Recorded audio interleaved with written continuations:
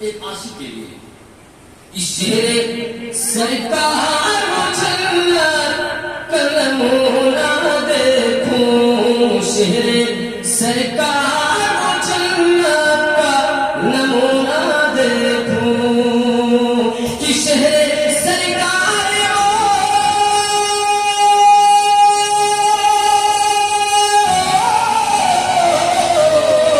کہ شہر سرکار جنت کا نمونہ دیکھوں، کہ اپنی آنکھوں سے چلو چل کے مدینہ سبحان اللہ، سبحان اللہ۔ اپنی آنکھوں سے چلو چل کے مدینہ دیکھوں،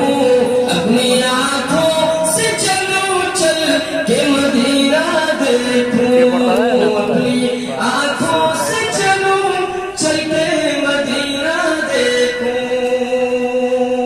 اور کیا کہہ دیکھوں مدینے میں؟ انور بھائی کی دل سے آپ پوچھیں،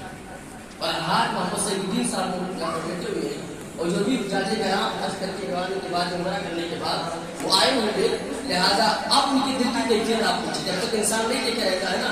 جب تک اس کی طلب کم ہوتی ہے۔ الحمدللہ اللہ کے فضل و کرم سے دوسرا صاحب نے بھی دیکھ لیا، لہٰذا جب تک کوئی چیز نہ دیکھو اس کی حقیقت کم رہتی ہے، کیونکہ جب دیکھ لو نا تو اور تم میں طرف پیدا ہوتی ہے کہ کب پاؤں سے دیکھ لیں۔ ایک عاشق رسول کی دل کی چاہت کہ اپنی آنکھوں سے چلو چل کے مدینہ دیکھوں، اپنی آنکھوں سے چلو چل کے مدینہ دیکھوں،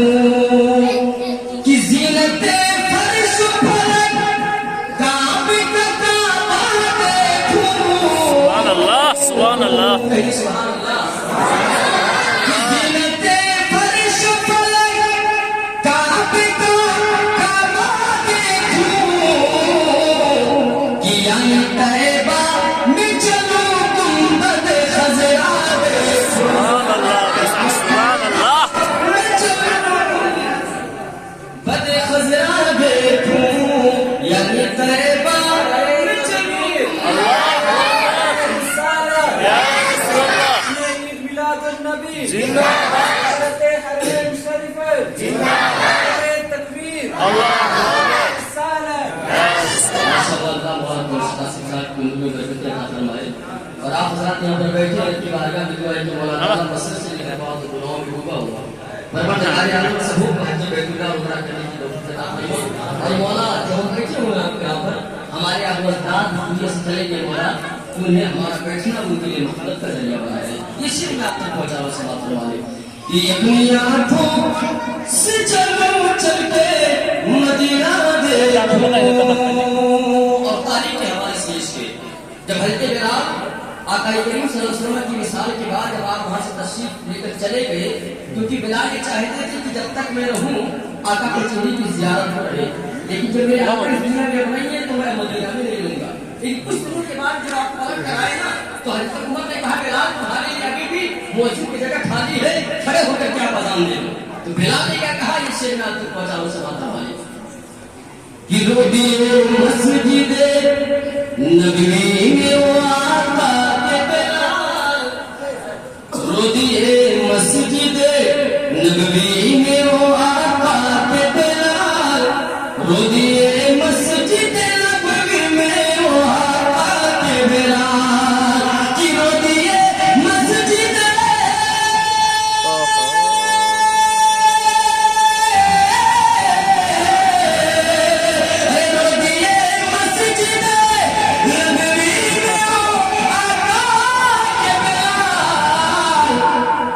جب آزاد ہوں تم سرکار کا چہرہ دیکھو۔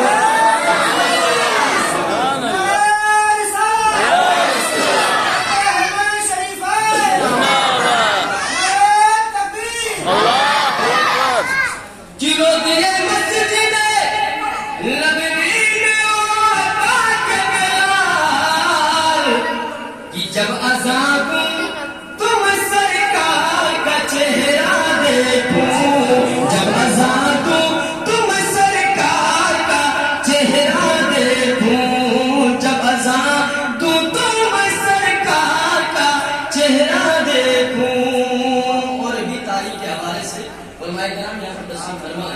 لہٰذا ان کی دعاؤں کا سہارا لیتے ہوئے شعر میں آپ تک پہنچاؤ سماعت والے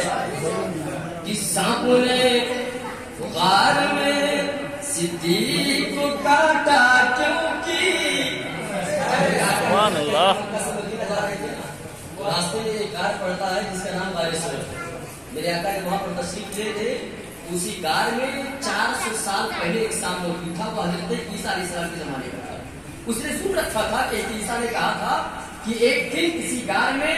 مکہ سے ہجرت کر کے محمد رسول اللہ صلی اللہ علیہ وسلم مدینہ تشریف لے جائیں گے, کسی غار میں ٹھہریں گے. تو اس سانپ کے دل نے کہا کہ ضرور اللہ جب تک ہماری زندگی رکھے گا میں غار چھوڑ کر نہیں جاؤں گا, کیونکہ میرے آقا جب آئیں گے تو ان کے چہرے کی میں زیارت کروں گا. قسم خدا کی کتنی محبت تھی جانوروں کو رسول اللہ کے دل میں, کتنا پیار تھا. یہ شعر میں آپ تک پہنچا رہا ہوں سماعت ہمارے کہ سانپوں نے غار میں صدیق کو کاٹا کیوں کی, سانپوں نے غار میں صدیق کو کاٹا کیوں کی, کہ سانپوں نے غار میں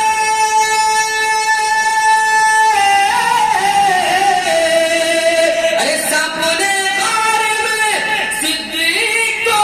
کاٹا کیوں کی,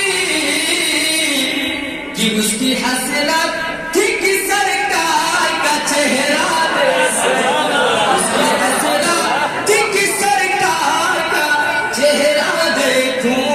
اس کی حسرت تھی کہ سرکار کا چہرہ دیکھوں,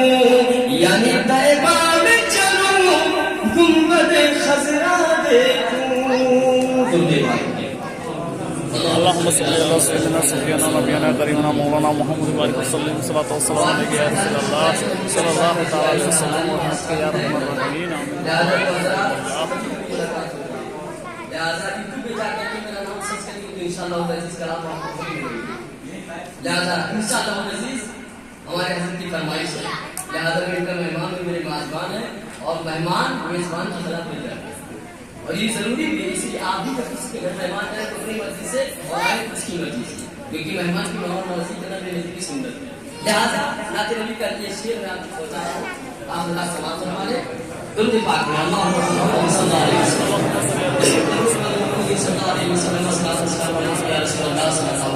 وسلم. نبی کے چہرے کی بات ہو رہی ہے کہ میرے نبی کے چہرے سے زیادہ خوبصورت دنیا میں کسی کا چہرہ نہیں ہے. کتنا خوبصورت ہے اس شعر کے ذریعہ میں بیان کر رہا ہوں سماعت فرمائے. لیکن یہ میری جو رائے ہے, میری جو الفاظ ناقص ہے, کیونکہ جس نبی کی تعریف رب کرتا ہوں ہم کسی بھی شہر کی تعریف کیا کر سکتے ہیں. دلدار کا چہرہ شہر ابرار کا چہرہ, سبحان اللہ. دلدار کا چہرہ شہر ابرار کا چہرہ, دلدار کا چہرہ شہر ابرار کا چہرہ,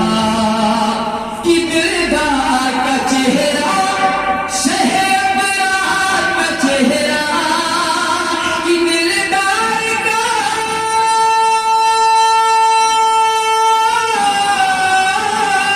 کہ دلدار کا چہرہ شہر ابرار کا چہرہ, کی ہے چاند سے بڑھ کر, ہے چاند سے بڑھ کر میرے سرکار کا چہرہ, سبحان اللہ. میرے سرکار کا چہرہ ہے چاند سے بڑھ کر. یا رسول اللہ. کی ہے چاند سے بڑھ کر میرے سرکار کا چہرہ. دیکھیے نبی کی تعریف کرنا ہر ایک کی بس کی بات نہیں ہوتی, بلکہ رب جسے چاہتا ہے نا اپنے نبی کی تعریف سے کروا لیا کرتا ہے, کیونکہ یہ تعریف بڑی کم ہے. اس لیے میں آپ کو بیان کر دوں کہ ایک ہوتا ہے ہم, ایک ہوتا ہے نام, ایک ہوتا ہے منتخب. ہم اسے کہتے ہیں جس میں اللہ کی تعریف بیان کی جائے, اللہ کی بڑائی بیان کی جائے, اور نعت اسے کہتے ہیں جس سے اس کے نبی کی تعریف کی جائے, اور مرتبت اسے کہتے ہیں جس سے اس کے بڑی اچھے انسان کی تعریف کی جائے. اب نعت اور حمد اور مرتبت میں فرق یہ ہے, انسان جب کوئی نعت لکھتا ہے, جب کوئی حمد لکھتا ہے تو اس کو صرف اونچائی, یعنی کتنا اچھا حصہ بڑھا دے جس سے اللہ کی تعریف. اور نبی کا جب نام لکھنا ہے تو اسے دو چیزوں کا خیال کرنا، ایک ایسا کہ ایسا بڑھ نہ لے آئے جو اللہ کو ملا دے، اور اتنا کم نہ ہو کہ نبی کی شان کو مستعفی ہو جائے۔ اور منقبت کہتے ہیں انسان جس لائق ہو اس کی تعریف کی جائے، تو پتا چلا کہ ان تینوں میں سب سے کٹھی اگر ہے تو نبی کی نام لکھنا۔ ہر ایک نبی کی نام نہیں لکھ پاتا، لہٰذا ہم کو نظارہ سے نہیں پاتے تو کم سے کم پڑھتے ہیں، کم سے سن دیتے ہیں۔ لہٰذا میرے ساتھ آپ بھی مل کر پڑھے تو نصب خدا کے آپ کے ایمان میں نکھار پیدا ہو جائے گا۔ میرے ساتھ مل کر پڑھے آپ کہ دلدار کا چہرہ شہ ابرار کا چہرہ، دلدار کا چہرہ شہ ابرار کا چہرہ، دلدار کا چہرہ شہ ابرار کا چہرہ، دلدار کا چہرہ شہ ابرار کا چہرہ، کی ہے چاند سے بڑھ کر میرے سرکار کا چہرہ، ہے چاند سے بڑھ کر میرے سرکار کا چہرہ۔ یہ شعر آپ تک پہنچا رہا سماعت والے کہ اس دن کا انتظار ہے جب اپنی قبر میں دفنایا ہے۔ ایک ہی تو ہمیں موت آئے گی، یہ ہمارے دوست ہمارے بھائی لے جا کے قبر میں دفن کر دیں گے۔ الحمدللہ اللہ کا لاکھ لاکھ شکر ہے کہ زیارت اہل شریفین کے لیے محمد عمر بھائی تشریف لے جا رہے ہیں اپنی آنکھوں سے نبی کے نبی کی زیارت کرنے کے، لیکن جو نہ کر پائیں گے اپنی زندگی میں تو جب قبر میں انہیں دفن کیا جائے گا تو میرا عقیدہ یہ ہے جو تیسرا سوال ہوگا نبی کی ذات کے بارے میں، ایک گنہگار کو نبی کی چہرے کی زیارت پر قبر میں کرنے کا، کہتے ہیں آمین۔ اسی لیے آپ تک پہنچا لو سماعت ہمارے کہ اس دن کا انتظار ہے جب اپنی قبر میں، اس دن کا انتظار ہے جب اپنی قبر میں، کہ اس دن کا انتظار ہے جب اپنی قبر میں، اس دن کا انتظار ہے جب اپنی قبر میں، کہ آئے گا نظر احمد مختار کا چہرہ، آئے گا نظر احمد مختار کا چہرہ، آئے گا نظر احمد مختار کا چہرہ، ہے چاند سے بڑھ کر میرے سرکار کا چہرہ۔ اور تاریخ کے حوالے سے آج سے 1400 برس پہلے اپنے اجرے کو لے جائیں، یہ شعر میں آپ تک پہنچا رہا سماعت ہمارے کی ہے چاند سے بڑھ کر میرے سرکار کا چہرہ، کہ سرکار نے جب رخ کیا قرآن کی جانب، سرکار نے جب رخ کیا قرآن کی جانب، کہ سرکار نے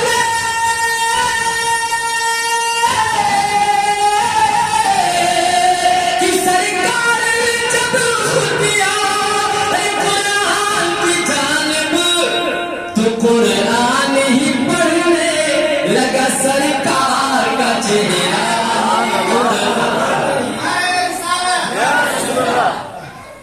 قرآن ہی پڑھنے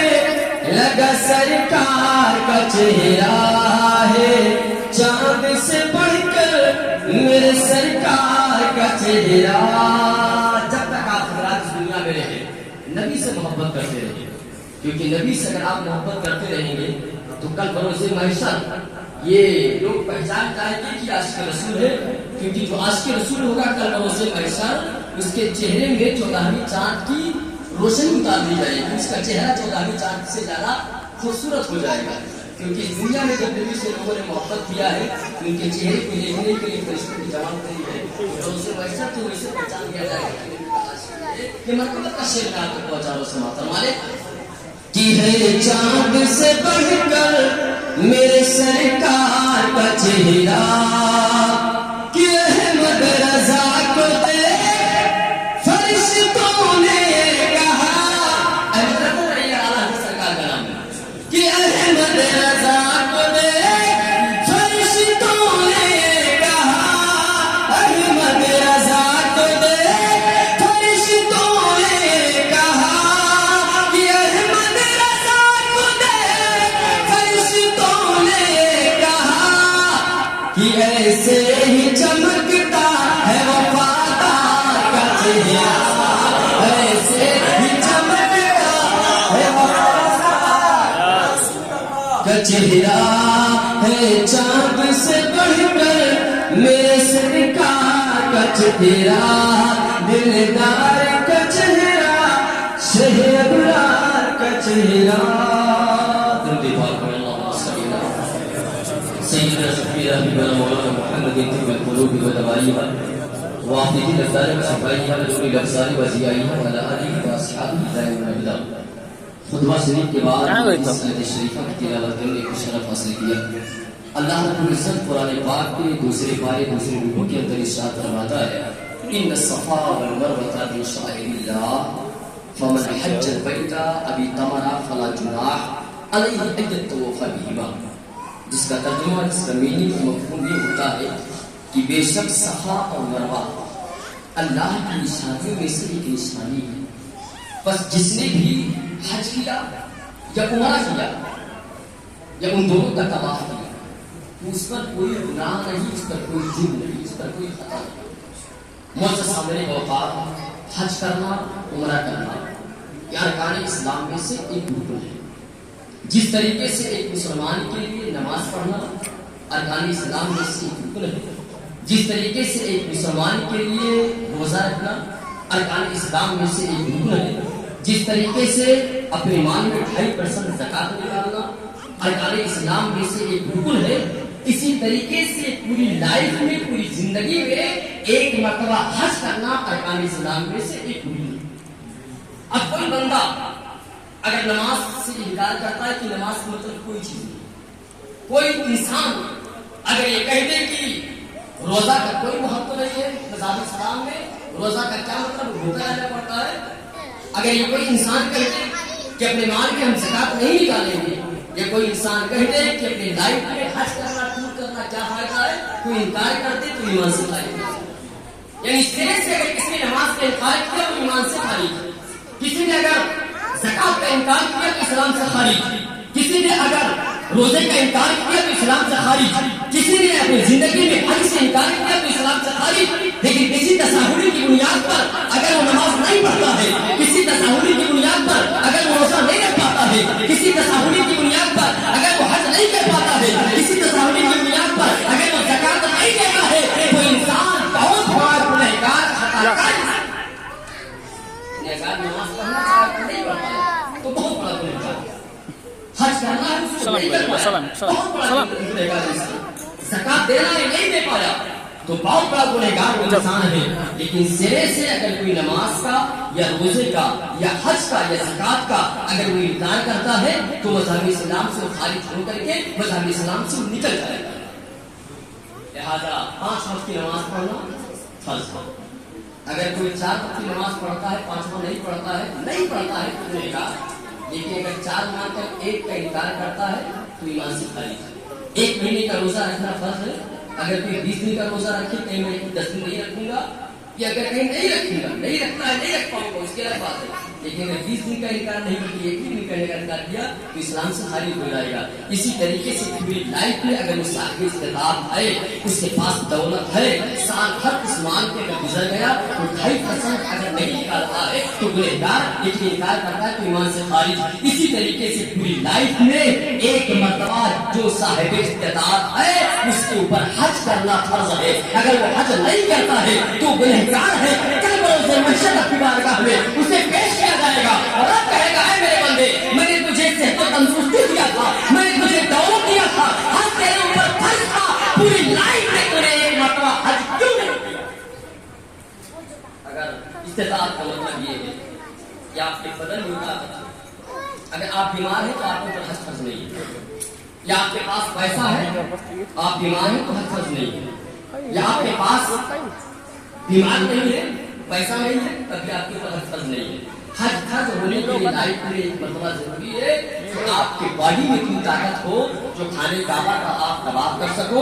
آپ جا کر کے صفا مروا صحیح کر سکو، اور آپ کے پاس اتنا پیسہ ہو کہ وہ خرچ اور بوجھ اپنے اوپر آپ اٹھا سکے، تب آپ کے اوپر لائف میں ایک مرتبہ حج کرنا فرض ہے۔ آج کچھ لوگ کہتے ہیں ان کے پاس پیسہ بھی ہے، جن کے پاس طاقت بھی ہے، جن کے پاس دولت بھی ہے، وہ حج نہیں کرتے ہیں، کہتے ہیں میرے پاس ابھی بچیاں ہیں، ان کا بیاہ کرنا ہے، میرے پاس بیٹے ہیں، ان کی شادی کرنا ہے، ایک مکان ہے جو دوسرا مکان بنوانا ہے، ابھی مجھے تجارت کے لیے، کاروبار کے لیے ابھی مجھے دوسرا دکان کھولنا ہے۔ اگر آپ یہ کہتے ہو آپ کے پاس دولت ہے تو آپ گنہگار ہو جب تک آپ حج نہیں کرو گے۔ اگر یہ سوچتے ہو 10 سال کے بعد میں حج کروں گا، ہو سکتا ہے کہ 10 سال کے بعد آپ کے پاس پیسہ ہو لیکن آپ کے باڈی میں طاقت نہ ہو تو آپ حج کیسے کرو گے؟ اس لیے ابھی ہے تو آپ ابھی حج کر کے اس میں آپ کو گوش ہو جاؤ تاکہ بروز محشر رب کی بارگاہ میں آپ جواب دینے کے لیے تیار ہو جائیں۔ اگر یہ بھی کہتا ہے یہ سن 2025